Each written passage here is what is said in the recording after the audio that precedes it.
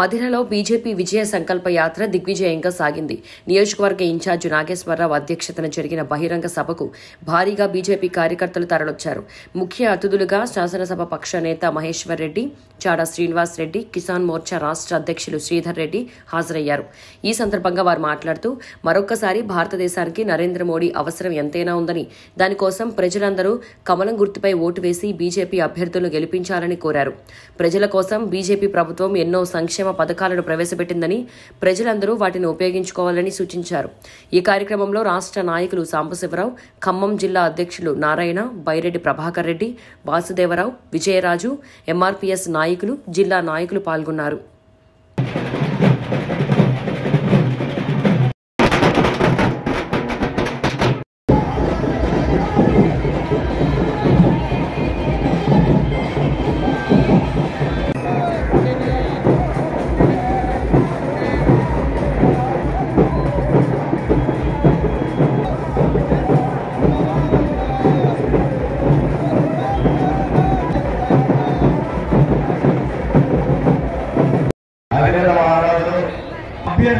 Bharatiya Janata party ఆధ్వర్యంలో నిర్వహిస్తున్నటువంటి విజయ సంకల్ప యాత్ర మధిర చేరుకున్న సందర్భంలో పెద్ద ఎత్తున స్వాగతం పలికిన మీ అందరికీ కూడా శిరస్సు వంచి నమస్కారం తెలియజేస్తా ఉన్నాను. నరేంద్ర మోడీ గారు లాంటి వ్యక్తి ఇలా దేశాన్ని విశ్వగురు స్థానంలోకి తీసుకుపోవడానికి, ప్రపంచంలో భారతదేశం యొక్క ప్రతిష్టను పెంచినటువంటి నరేంద్ర మోడీ గారు ఇలా మళ్ళా ప్రధానమంత్రి కావాలని చెప్పి కాశ్మీర్ నుంచి కన్యాకుమారి వరకు, కటక్ నుంచి అటక్ వరకు ప్రజలందరూ కోరుతున్నటువంటి నేపథ్యంలో తెలంగాణలో కూడా మనం శక్తి ప్రదానం చేయాలి. మిత్రులారా, మనందరం తెలుసు, మొన్న శాసనసభ ఎన్నికలు జరిగినాయి. శాసనసభ ఎన్నికల్లో గత 10 సంవత్సరాలుగా నీళ్ల కోసం, నిధుల కోసం తెలంగాణను దోచుకున్నాడు. ఈ నియంత పోవాలా, ప్రజాస్వామ్యం రావాలని ప్రజలు కొట్లాడుతున్నటువంటి నేపథ్యంలో ఇలా అనేకమైనటువంటి బూటకపు వాగ్దానాలు ఇచ్చి ఇలా కాంగ్రెస్ ప్రభుత్వం గద్దెనెక్కిన మిత్రులారా, రేవంత్ రెడ్డి గారు చెప్పినాడు, ఏం చెప్పినాడు? 6 గ్యారంటీలు ఇచ్చింది. మరి 6 గ్యారంటీలు అమలవుతున్నాయో లేదో మధురలో ఉన్నటువంటి ఆడబిడ్డలు చెప్పాలా, యువకులు చెప్పాలా, రైతన్నలు చెప్పాలా. రైతు భరోసా ఇస్తున్నాడా? టీఆర్ఎస్ బీజేపీ ఒకటే విష ప్రచారం చేసి గమనించండి మిత్రులారా. మన కిషన్ రెడ్డి గారు చెప్పిండు, టీఆర్ఎస్ కు బీజేపీకి పొత్తుందంటే చెల్లు అనిపించమన్నాడు. బండి సంజయ్ గారు చెప్పిండు, ఎవరన్నా బీఆర్ఎస్ కు టీఆర్ఎస్ కు పొత్తుందంటే చెప్పు తీసుకొని కొట్టమని చెప్పిండు. ఇలా నరేంద్ర మోడీ గారి నాయకత్వంలో భారతీయ జనతా పార్టీ ఒంటరిగా బరిలో దిగబోతున్నది, కలబడుతున్నది. ఈ నేపథ్యంలోనే మిమ్మల్ని అందరినీ కూడా మోడీ గారికి మద్దతు పలకమని, ఆశీర్వదించమని అడగడానికి ఇక్కడ పెద్దలు ఏదైతే మహేశ్వర్ గారు భారతీయ జనతా పార్టీ శాసనసభ పక్ష నేత, కల్లోల ఇంద్రకరణ్ రెడ్డి ఒక పెద్ద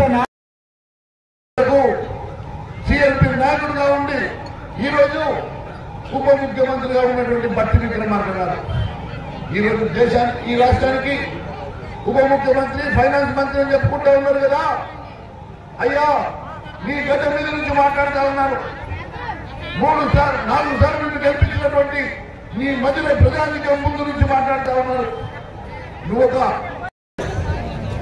కానీ మళ్ళీ మోసం, మళ్ళీ దగ, మళ్ళీ అబద్ధాలతో కూడుకున్నటువంటి పాటలు నేను ఒకటి అడుగుతా ఉన్నాను.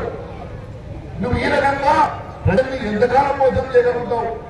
ఎందుకంటే కాంగ్రెస్ పార్టీకి అలవాటు. కాంగ్రెస్ పార్టీ ఎప్పుడు కూడా అబద్ధాల పురాదుల మీద, అవినీతి పురాదుల మీద నిర్మాణమైనటువంటి కాంగ్రెస్ పార్టీ, దాని వారసులైనటువంటి మీరు మళ్ళీ ప్రజల్ని మోసం చేయడానికి ముందుకు వచ్చారు. మళ్ళీ ప్రజల్ని ఏదో ఒక రకంగా మోసం చేస్తారని చెప్పి అనుకుంటా ఉన్నారు. మొన్న అసెంబ్లీ ఎన్నికలు అయిపోతాయి, మళ్ళీ 4 కొత్త అబద్ధాలతో, మళ్ళీ కొత్త అబద్ధాలతో నేను పార్లమెంట్ ఎన్నికల్లో గారు మీరు మేనిఫెస్టోలో ఏబీసీని వర్గీకరణ చేస్తారని ఒప్పుకున్నారు కదా. మరి నేను అసెంబ్లీ సాక్షిగా అడిగాను, ఏబీసీని వర్గీకరణ కోసం అసెంబ్లీలో ఒక రెజల్యూషన్ పాస్ చేయమంటే దానికి సమాధానం చెప్పండి. నువ్వు ఏబీసీని వర్గీకరణ చేసినా చేయకపోయినా మా నరేంద్ర మోడీ గారు ఢిల్లీలో కమిటీ వేసేసారని గుర్తు చేస్తా ఉన్నారు. నీకు మనసు లేదు, నీకు మనసు పోయి ఎట్టి పరంగా మోసం చేయాలా, ఏ రకంగా మధ్య పెట్టాలా, ఏ రకంగా అబద్ధాలు చెప్పాలని ఆలోచన చేస్తున్నావు తప్ప నీ ఓట్లేసి గెలిపించినటువంటి ప్రజానికానికి కూడా నువ్వు మేలు చేయలేటువంటి స్థితిలో ఉన్నావు అంటే ఇంతకన్నా సిగ్గు చేయడం ఒకటి లేదో తెలియజేస్తా ఉన్నా. అంతేకాకుండా గతంలో నువ్వు చీఫ్గా ఉన్నప్పుడు ఇక్కడే ఉన్నటువంటి వైరల్ నది మీద జనముడి ప్రాజెక్టు కట్టించాం. జాలిముడి ప్రాజెక్టులో ఒక్క చుక్క నీరైనా ఇక్కడ ప్రజలకు ఉపయోగపడుతుందా? దానికోసం 100 కోట్ల పై ఖర్చు చేశాం. 100 కోట్ల రూపాయలు ఖర్చు పెట్టి ఈ ప్రాంత ప్రజానికానికి ఒక్క చుక్క నీరు ఉపయోగపడకుండా మరి ఎందుకోసం ఆ ప్రాజెక్టు నిర్మాణం చేసావో చెప్పాల్సిన అవసరం ఉంది.